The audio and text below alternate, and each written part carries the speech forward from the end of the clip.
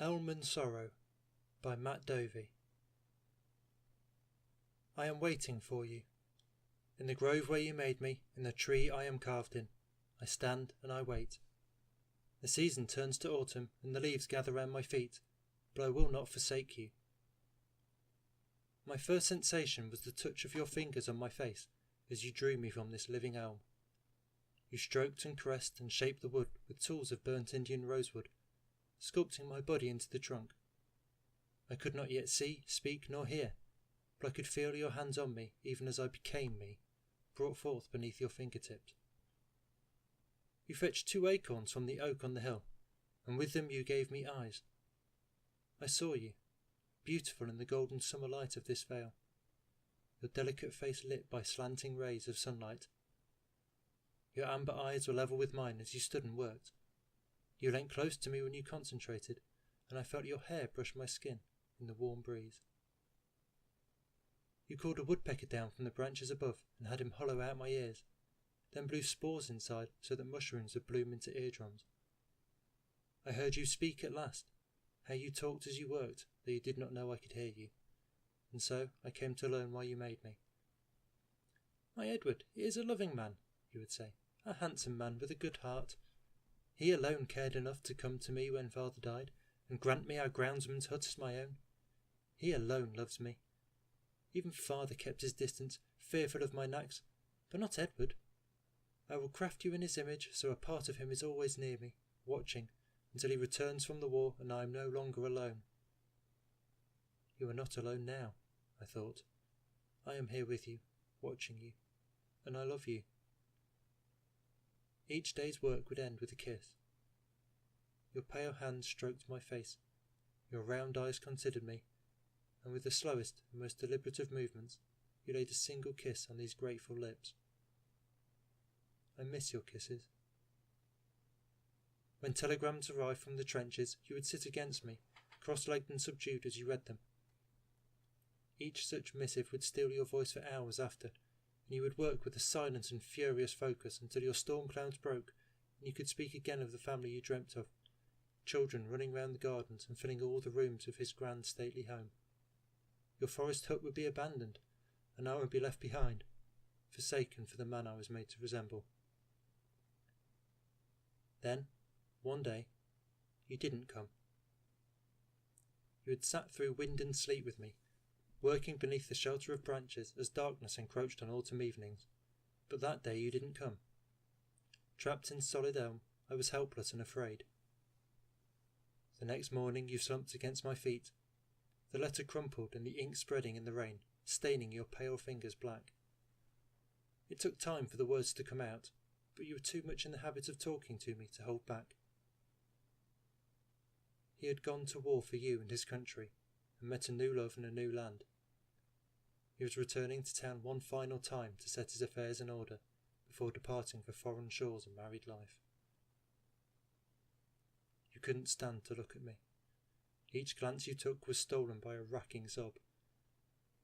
When finally you forced yourself to keep your gaze, anger took hold instead, and you slashed my face with the tool you had used to carve it. I felt the pain of the wound on my skin, though I could not show it. You fled to plead with him, abandoning me for the man who had abandoned you. I wear the scar with pride, for it marks me as different to him.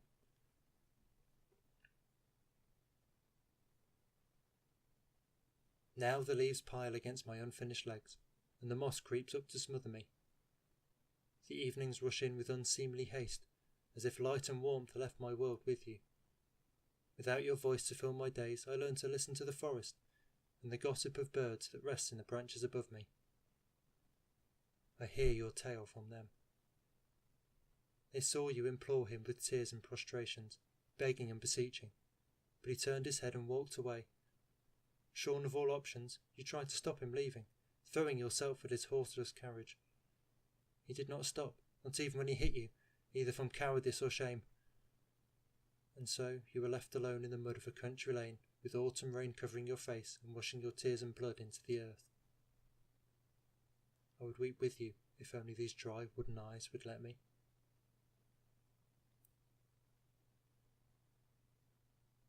I must go to you, I must show you that you are not alone. The ants burrow veins into me to carry the sap I will need to live.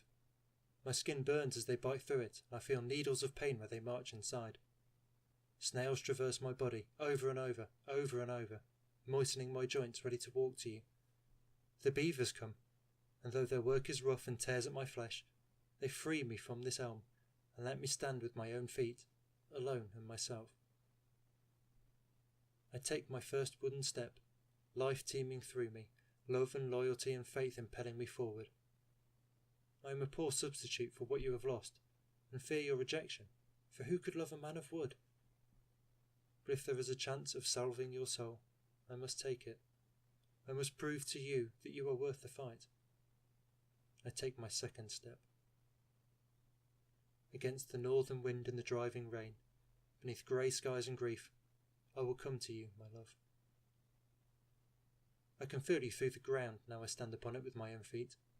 I am pulled towards you like leaves on a stream, and I pick my way through the trees and out of the forest.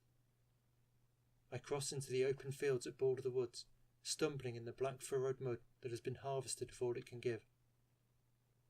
Crows circle overhead and call their disappointment at this poultry season, black tatters cast about in blustery winds.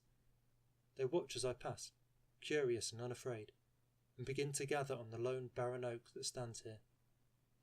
One crow lands on my shoulder, tilts its head quizzically, and croaks a question at me. "Food?" it asks, and I move to swipe at it, but my lumbering movements are easily evaded, and it flaps off. Others soon alight on me, and once they realise I pose no threat, they begin to steal the snails from my skin, swooping around my head to distract me as their brothers feast. My skin dries and tightens, and I can do naught but flee, slow, deliberate and creaking, to take refuge in the line of trees that mark the field boundary. The world has stolen my grace as it stole your grace from you. I am slow and cumbersome and unlovely, but I am determined still. I will not abandon you. I hear the burble of the river through the trees before I see it, the dense foliage hoarding what little daylight remains. I stand on the banks and watch the water rush by, white leaping out of the black where hidden rocks disturb the flow. It will not be easy to cross. The water is freezing as I step into it, violent as it pounds against my still raw flesh. The ants that fill my body march higher inside, climbing to escape the torrent, and the rolling patter of their countless feet builds to thunder in my head. In half a dozen steps the water is up to my neck, and it is all I can do to stay upright in the current until a fallen branch drives into me and knocks me under. I cling to the stones of the riverbed, but they rend my flesh, and water rushes in to scour my insides, sweeping thousands of ants downstream. I force myself up and on, with hands and feet and determination, until I am stumbling up the shore on the other side with grit sticking to my sodden bark and veins empty of the ants that sustained me. The world has stolen my dreams as it stole your dreams from you. I begin to understand your grief and loss as I feel the threads of my own future, the threads that tie me to you now, snap and fall short. The world would keep me from you. No, I will not suffer it. You are worth more than the solitude and sorrow of this world. Willpower alone pushes my slow and ignorant body on. A granite bluff rises from the riverbank before me. Starlings gather to tell me I should follow the river upstream and go around, but my skin is taut, my legs are slow, and I know my time grows short.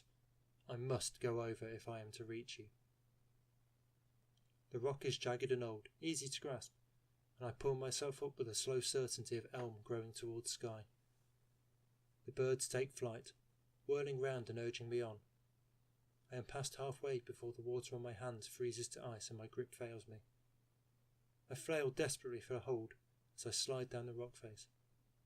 Sharp edges tearing at my face, at my hands, at my feet, great gouges scoring my body, my mouth open in a silent shout of agony and fear when suddenly a hand hooks around a root and arrests my fall.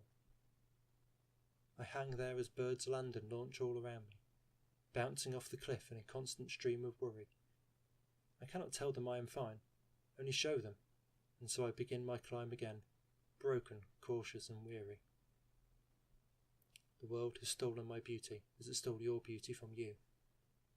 I love you. I am sorry if I am not enough, but I am not sorry that I am not him. For all his life and charm and promises, look what he has wrought you. I may not be much, but I can be better than him. The moon has chased the sun away, and the chill of night is settling into my fibres as I reach the edge of town, buildings sketched in shades of moonlight silver.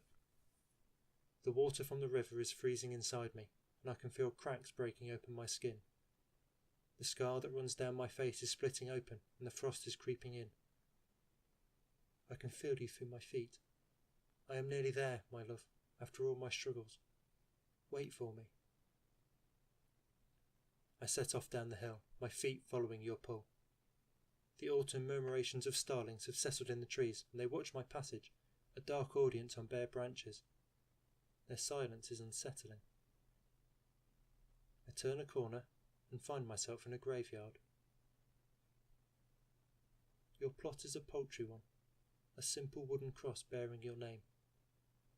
With no family left to mark your passing and your lost lover unaware, it would have been left to church charity to pay for this humble marker. The world has stolen you from me. I know now how I could feel you through the ground. I know now of the loss you must have felt. With a slow, gentle movement and all the strength of the forest, I reach down and pull the cross out of the freshly packed earth. It is unneeded. I will mark your grave. My feet sink into the earth, and the last of the sap freezes inside me, locking my dry joints in place and slowing my thoughts to silence. In time, the cheap wooden box that holds you will rot away, and you will mingle with the soil. Then I will draw you up through my ragged feet to run in my veins and fill my hollow heart. You will live again in me, and I will live again through you. We will be together, reborn, transformed and renewed. I am waiting for you.